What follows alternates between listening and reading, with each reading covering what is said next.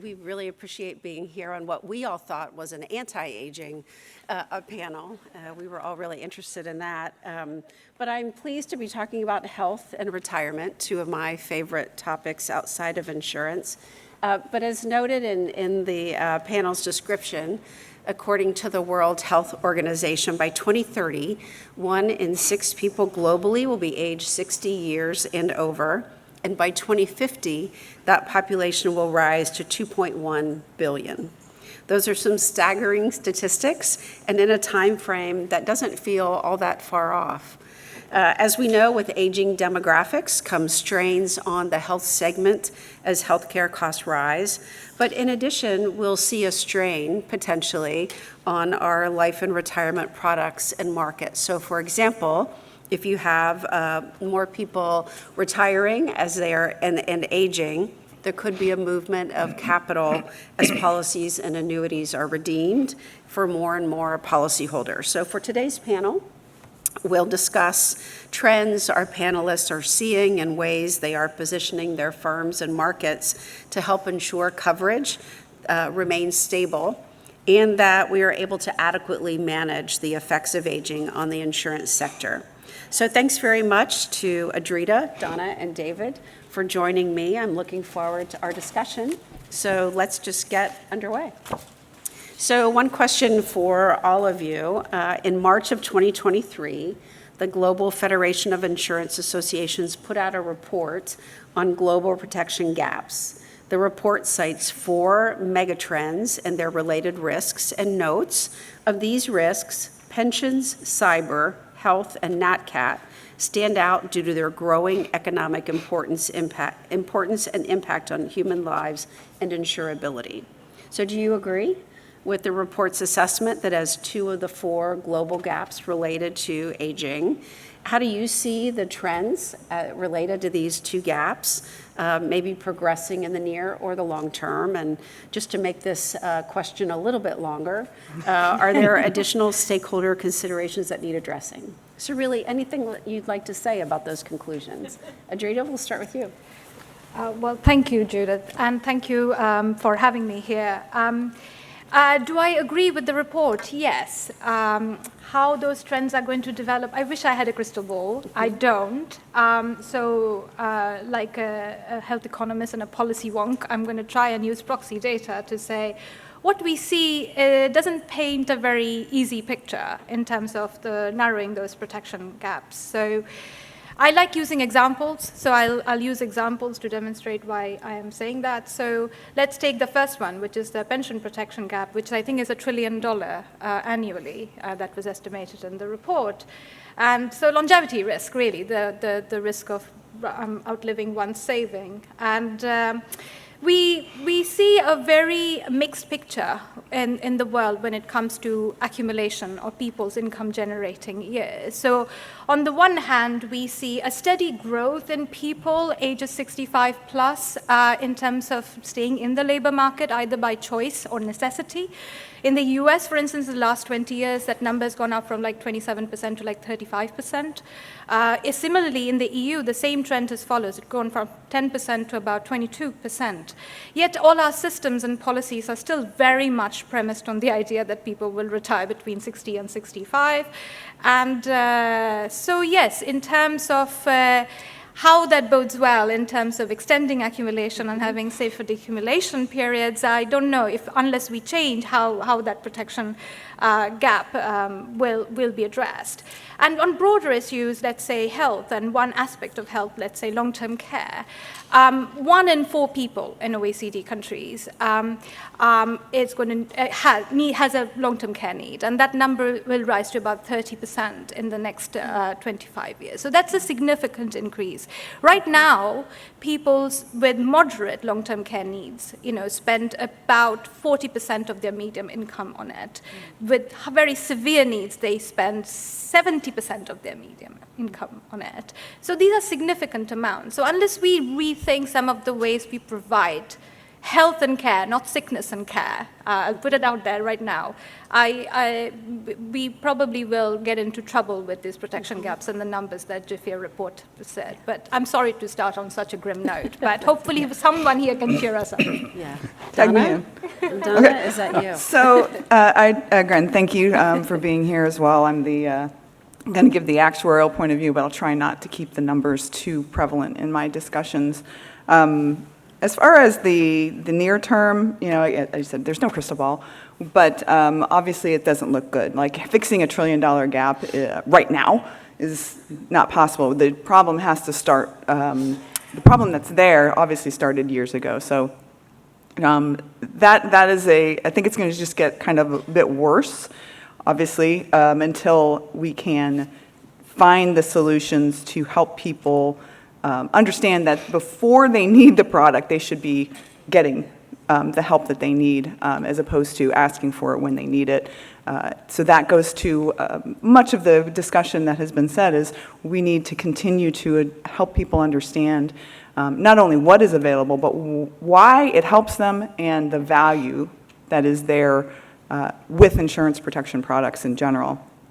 As far as it's interesting to me too is that, again, I can't disagree with the outcome, the discussion of the report, because that's the classic actuarial answer. Either it depends or I can't disagree. I won't agree, but I can't disagree. Is that I think that there's also the element of the natural catastrophe stuff that also impacts the health aspect too, that is often overlooked, is that you're looking at the wildfires and the earthquakes and the volcanoes and things like that, but there's the long-term effect on the mortality and the morbidity that is not able to be studied because this is something that you address the issue now. It's easy to see when somebody has gotten burned or anything like that. But what about the smoke inhalation and how it's traveled across the country? And those are the kinds of studies that we are trying to understand, but how does that long-term impact the long-term care pieces and the increased need for these services, because we didn't realize that these things, we know they're all connected, but the average person doesn't know these are all connected. So that's my quick thoughts. I'm going to tag you in now. Yeah. Go. Okay, I guess I'm done.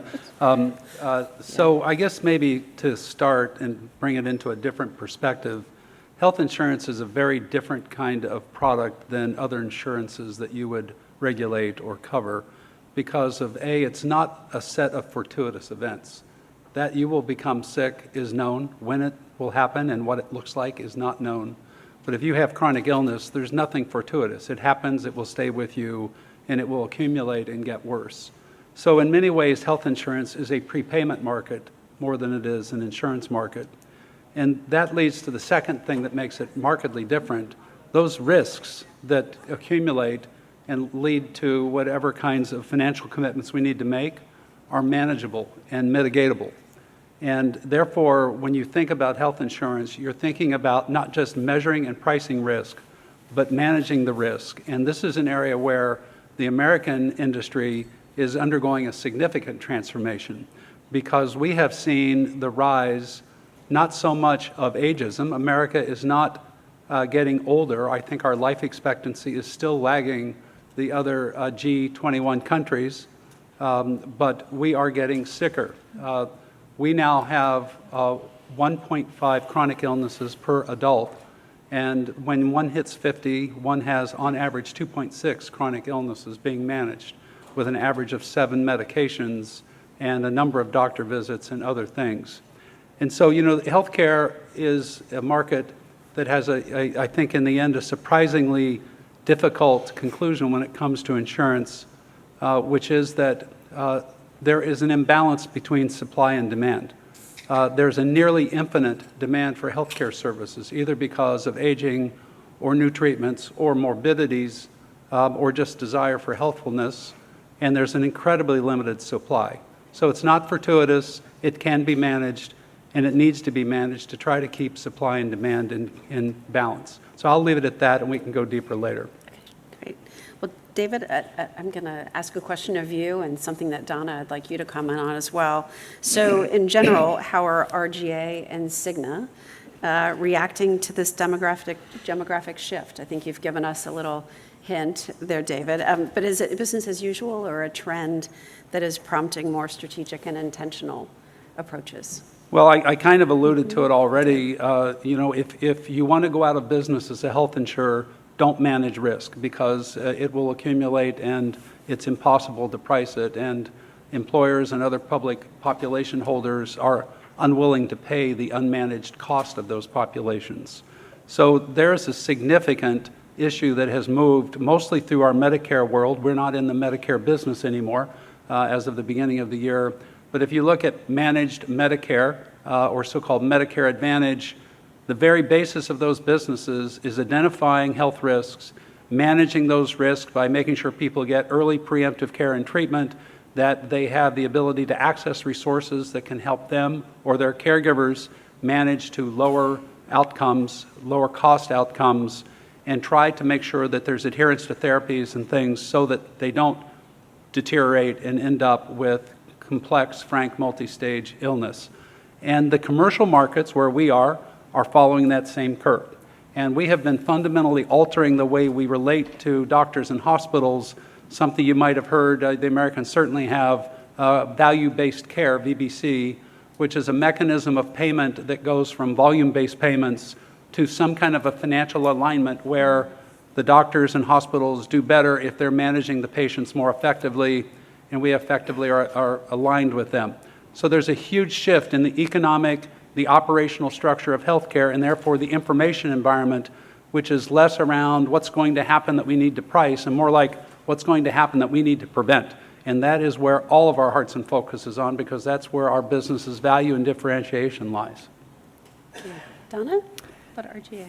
Yeah, I think that business as usual will probably not work anymore, right? Because if you see the trends where it's been that we were having a problem with declining sales and in insurance because fewer people are being insured, the larger protection gap. If you're business as usual, I just don't think it's going to work anymore.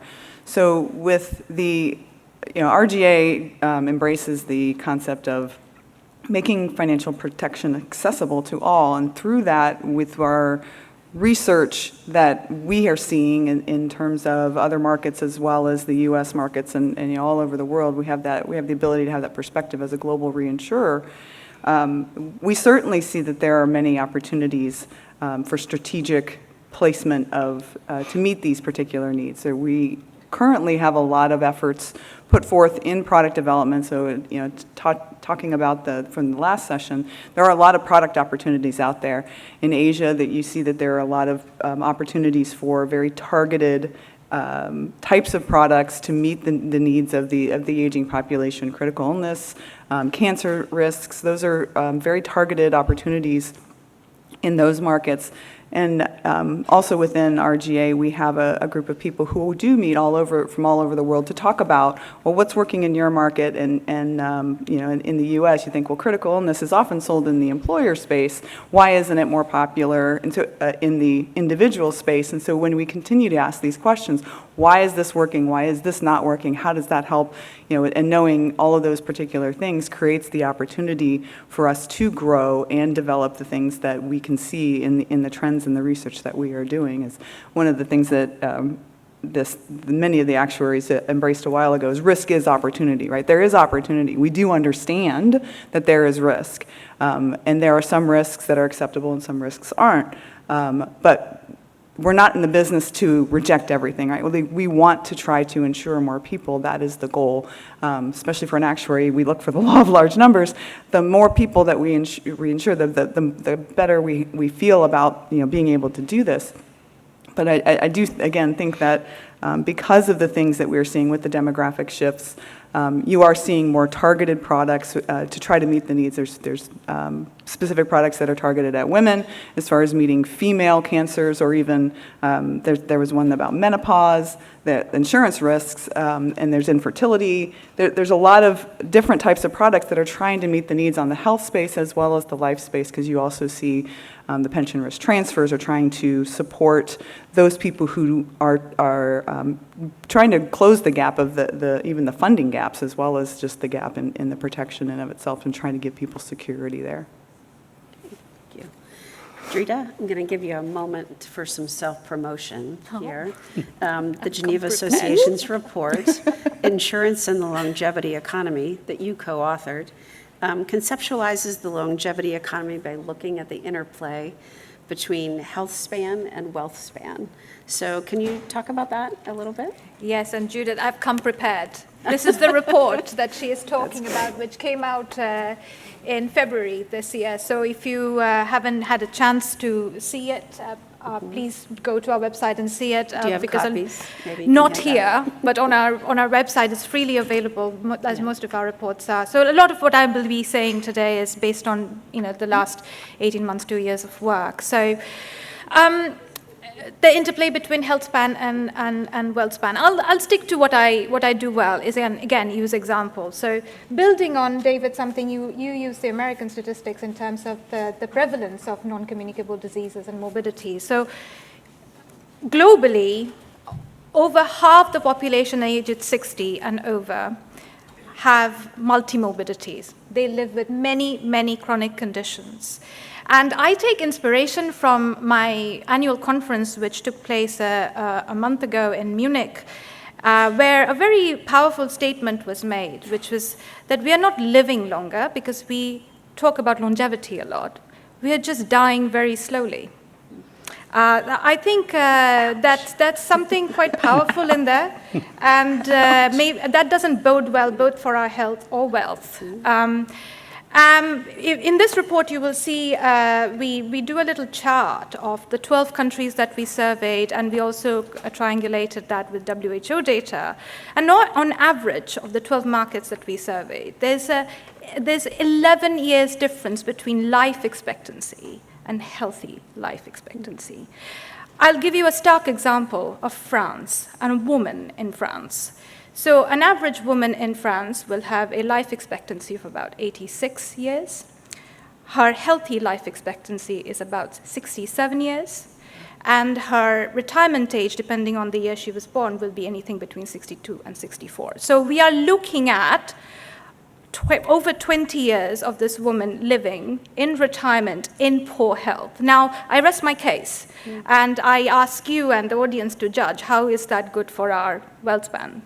And also given the concentration of policymakers in this room, how is that good for our systems that were basically fundamentally created for 6 to 7 years in retirement?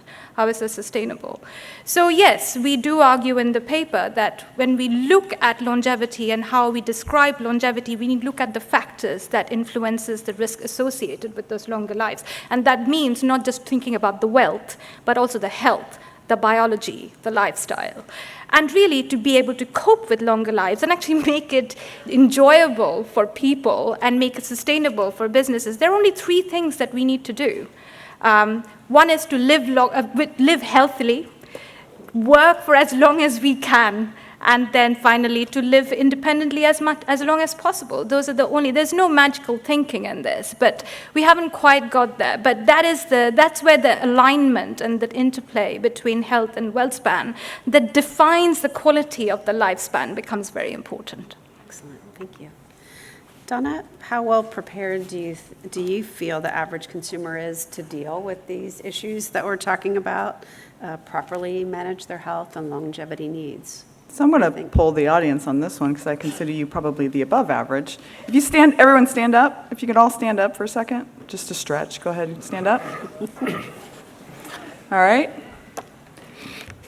All right. Stay standing if you feel you are fully prepared for retirement and health and wealth span. And you are above average, right? So congratulations, those of you who are still standing.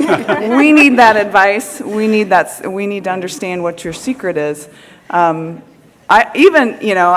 think that I've gotten personally a really great opportunity as far as in the career that I've been able to choose and the situation that I have.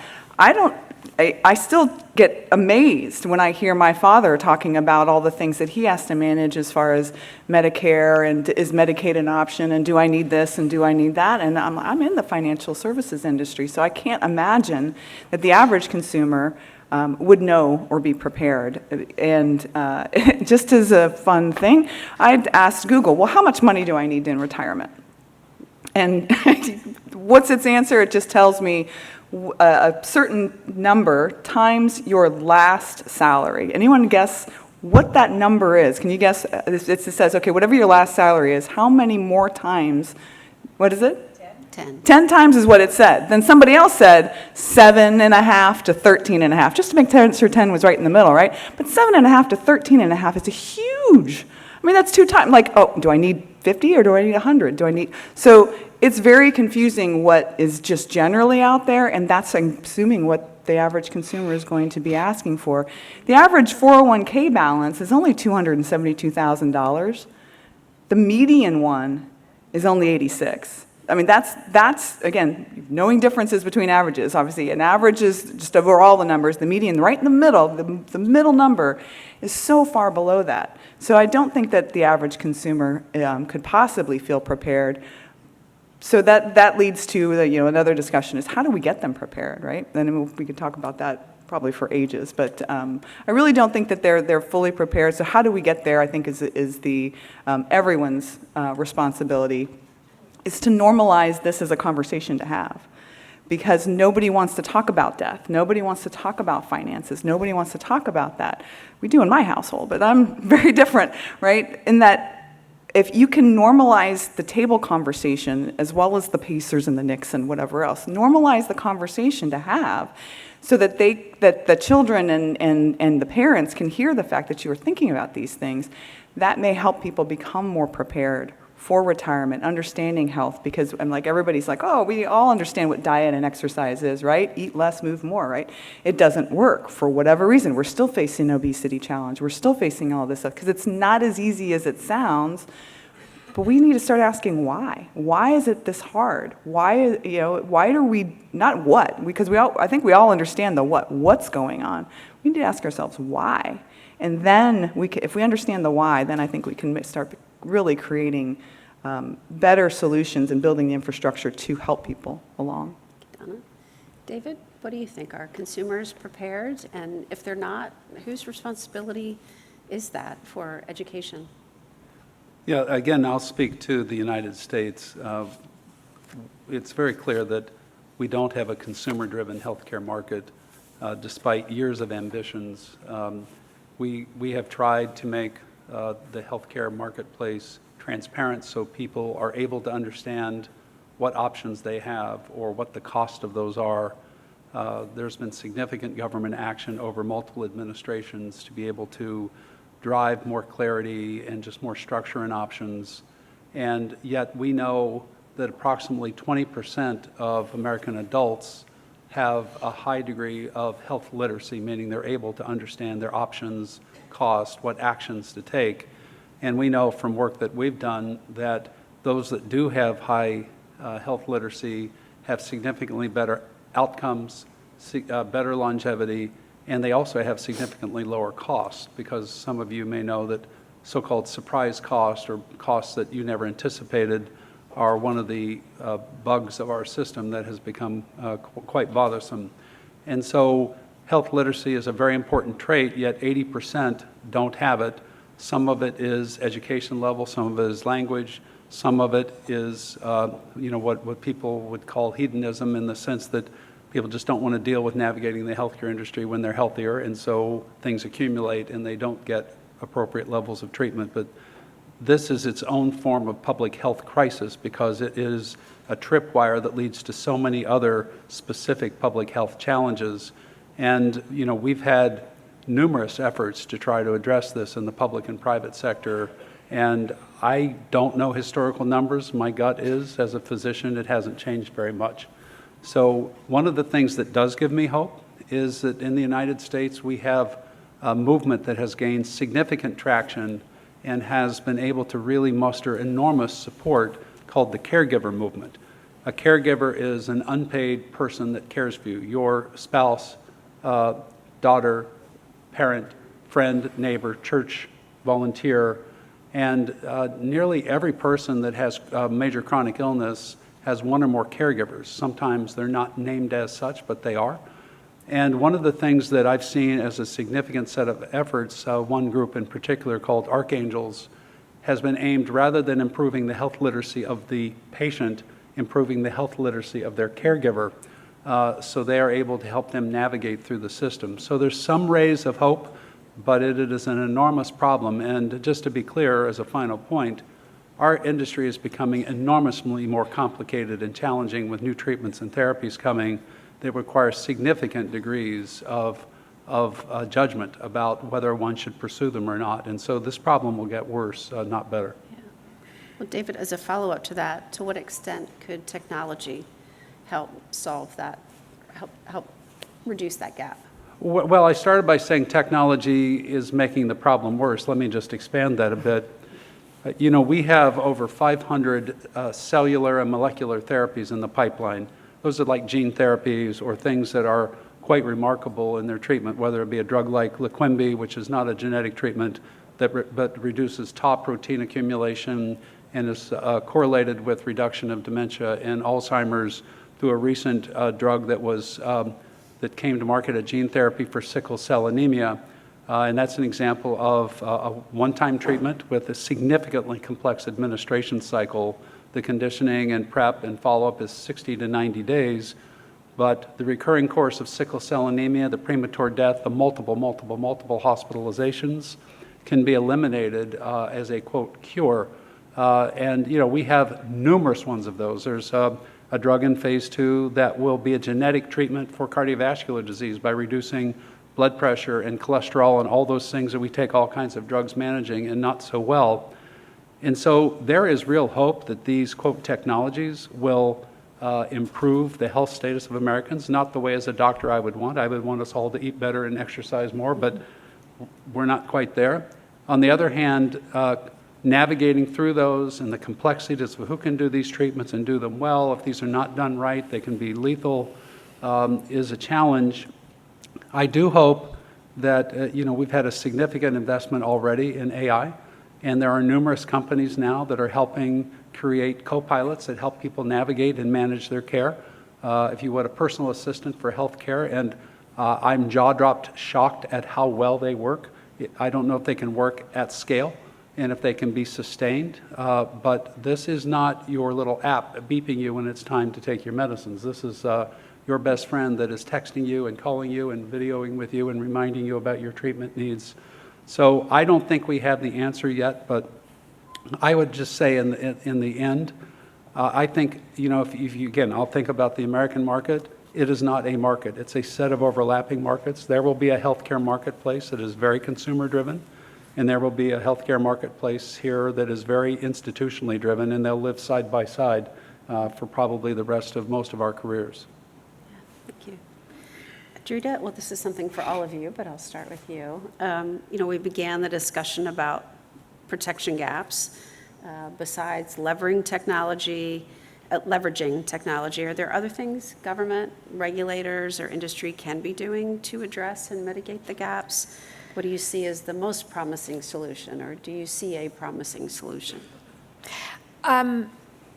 Actually, talking about solutions, and I think the stats show to an extent the level of confusion, incongruity, and everything that exists when we talk about longevity literacy, generally speaking, and financial literacy for that matter. I think one of the best intervention could be actually coming up with a better discourse and better literacy program.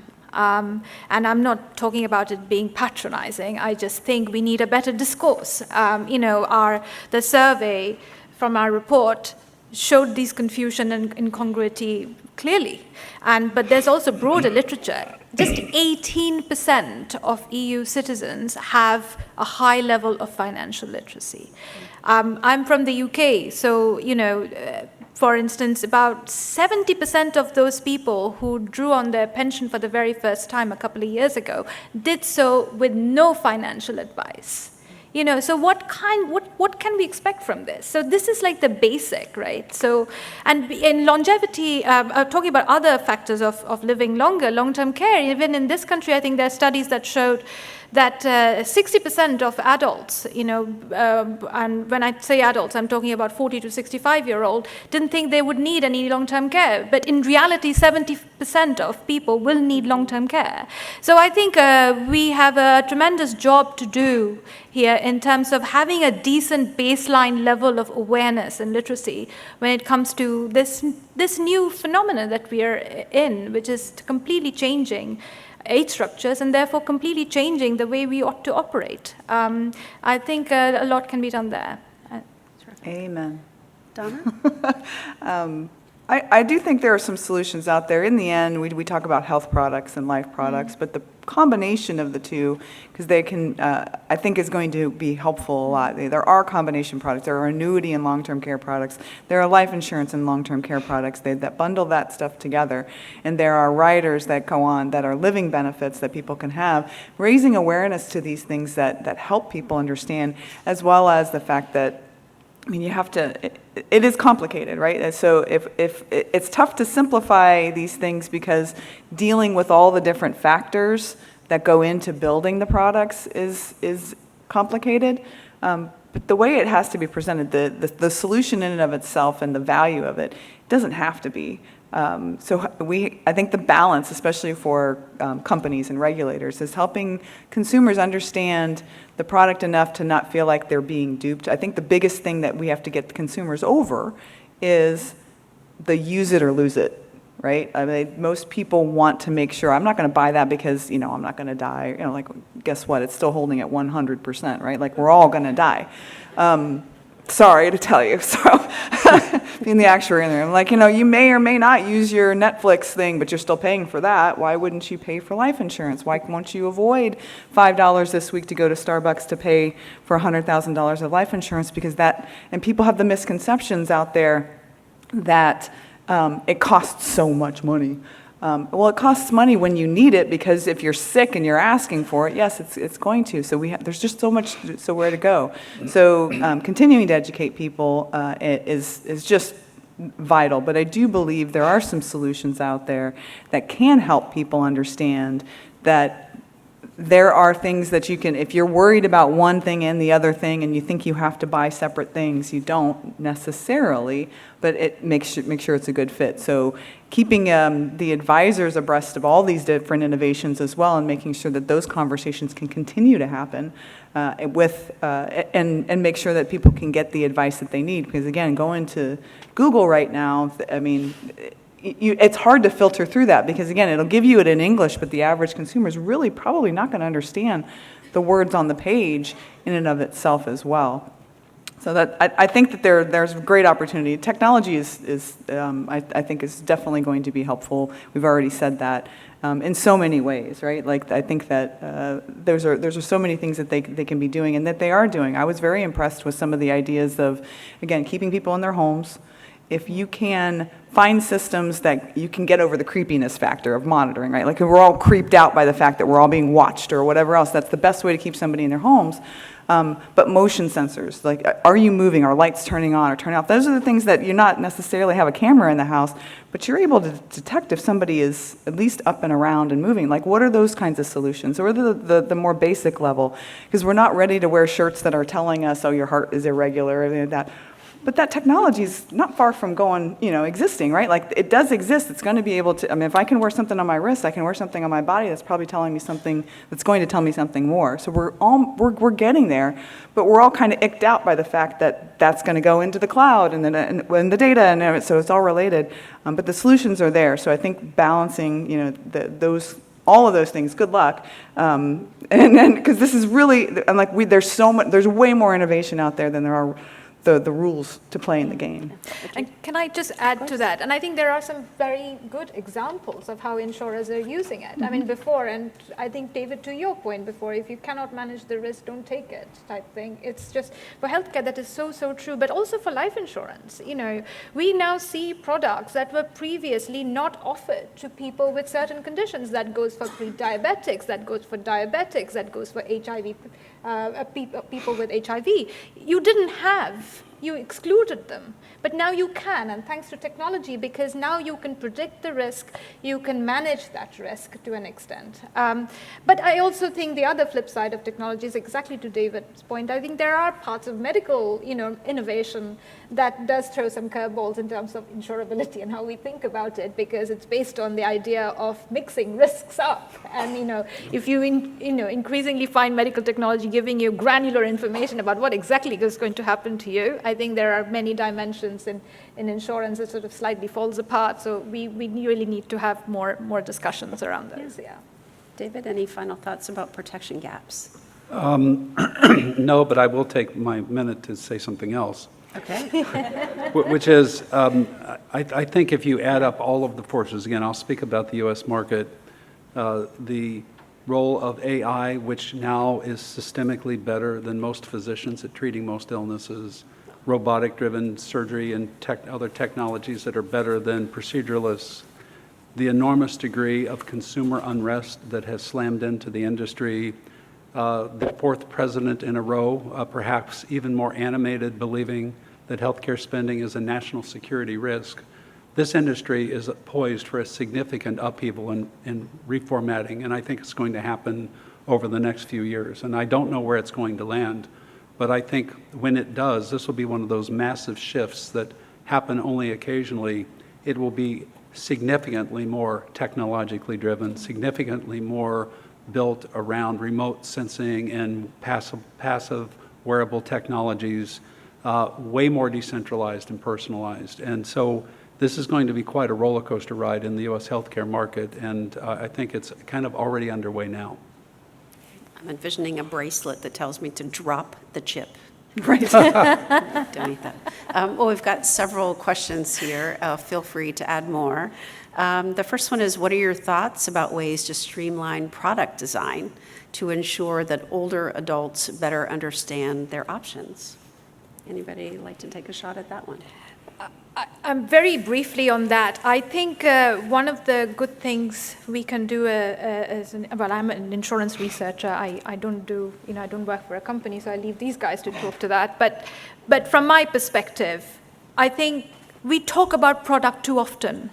I think we now need to focus on the solutions. And I think the product would look like as to what solution is needed. So streamlining products, I guess, yes, but I think what products come together, how do you make composite products that actually make sense for people? I think we need to look at the needs and the solutions, which are going to look very, very different. Good. Donna or David, anything about that? I think that streamlining the product, it is amazing to me that people still don't understand what I consider the most streamlined product, which is term insurance. It's just mortality protection. You pay the premium, and people still don't understand the product. So streamlining the process or helping people understand this is protection for you. Some of that stuff exists like in final expense. Help a lot of people do that. It's not medical underwriting. You get insurance just to cover these. It is more expensive because most people who are seeking it are already got these comorbidities, but it is insurance to be offered. So the process and the product, I think, are streamlined. I think so. I don't have any problem with trying to make it better and making sure they understand, but I don't think it's the product. I think it's the value that they're really struggling with as far as, why should I pay for this when I'll never see the benefit, right? Like, I'm going to die and I would never see the benefit for this, which is why I like the idea of the combination products. Or, there are other products out there too, like, if you can return your premium. If I don't use it, then I won't lose it. Then maybe there's a trade-off there. I think that helping people understand and getting them past that point, because I don't understand everything about my television, but I still bought it. So why do we think this has to be harder than that? Yeah. Nothing really to add. Okay. Well, we'll give you the next one then. Oh, okay, wow, look at that. we're If I would have known seeing- that, I would have said something. You can pass. We're seeing cancer rates rise among younger adults. How will this impact insurance products in the future? Will they be insurable?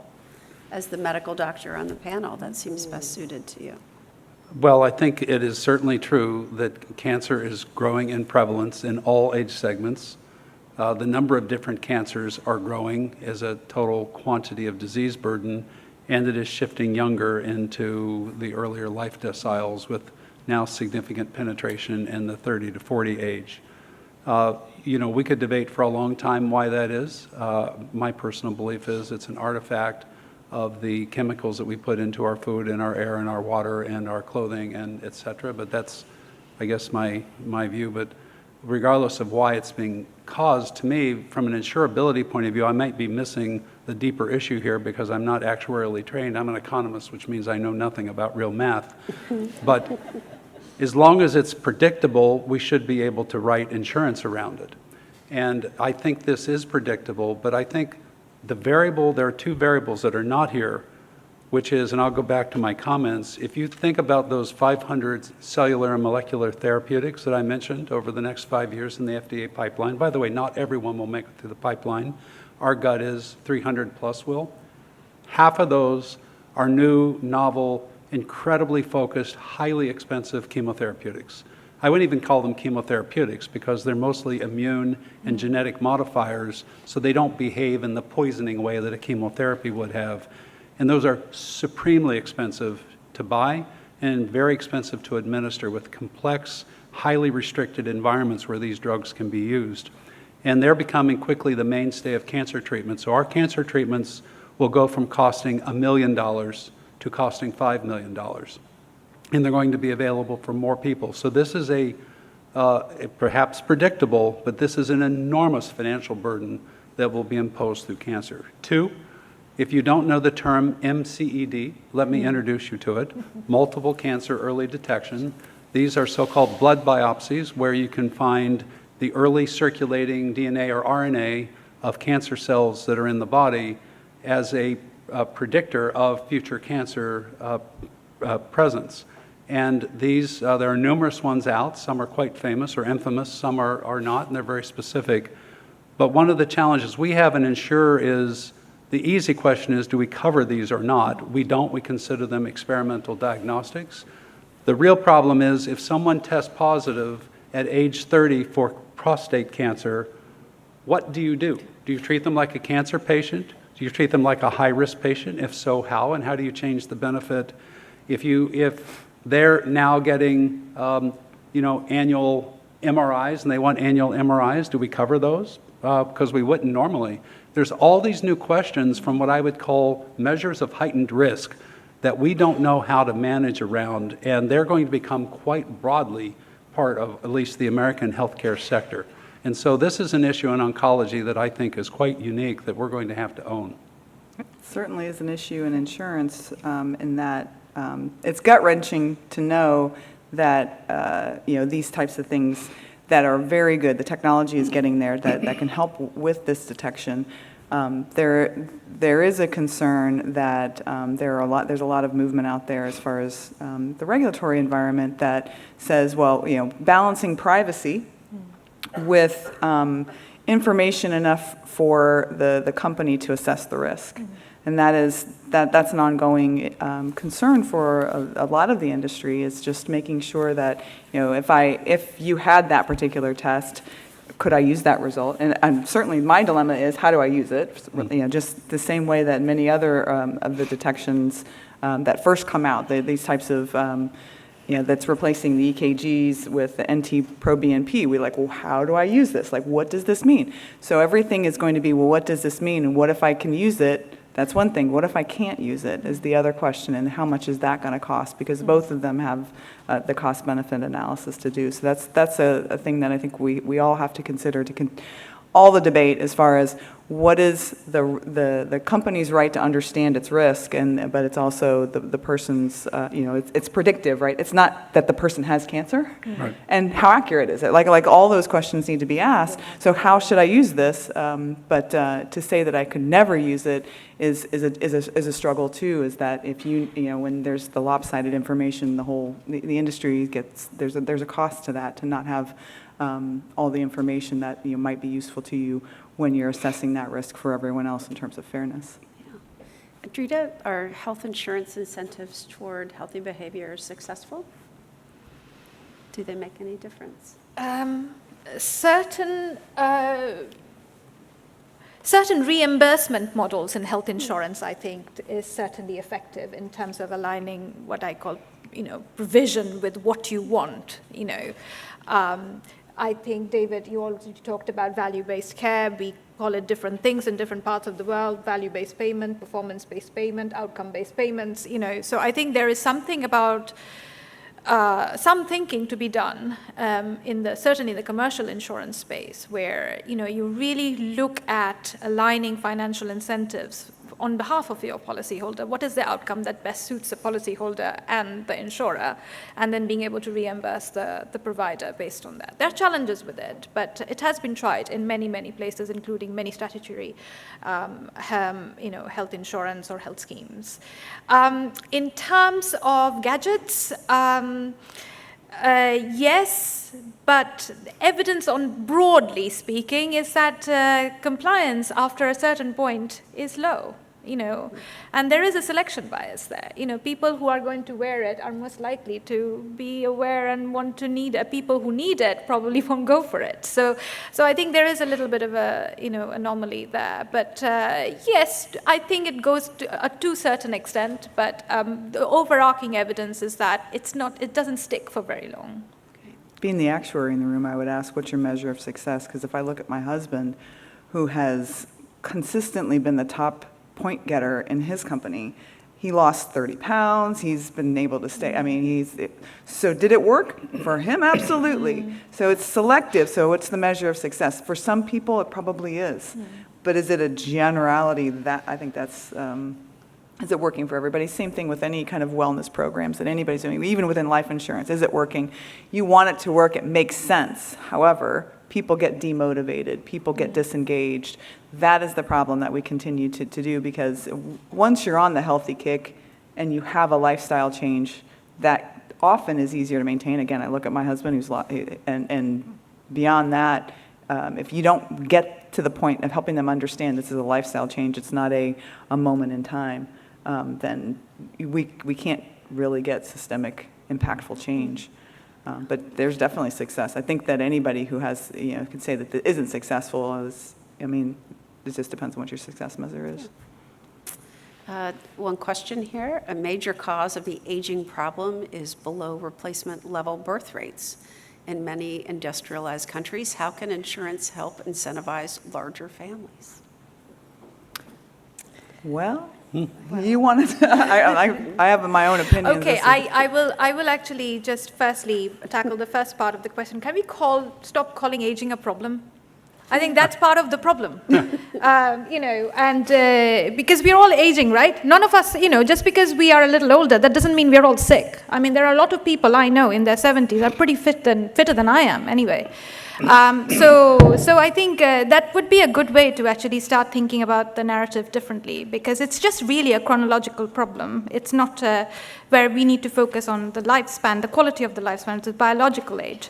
Number two, in terms of, it's a $1 million question. It's a legitimate question. It tends to veer into all sorts of dodgy territory, so I try not to go there.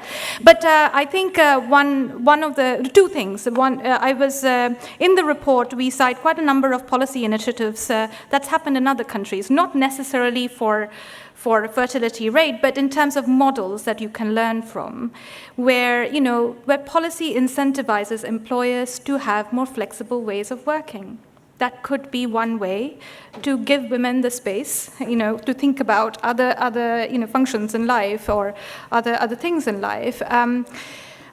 So that's one. And I was recently in our economic forum in Barcelona, and we convened quite a number of chief economists. And one of the areas that was clearly identified is housing. It's a massive problem, and it's beyond the scope of your insurance. But actually, these are societal problems, and I don't know to what extent insurers can, as an industry, can make a dent into that. But from a policy space, absolutely, those are the two big. There may be others, but the two key areas where certainly it's been highlighted to me in the work that I've done. Thank you. David, I'm going to offer you 1 minute. This was directed at you. Are there any particular health trends that are global, and are you dealing with education in those jurisdictions differently?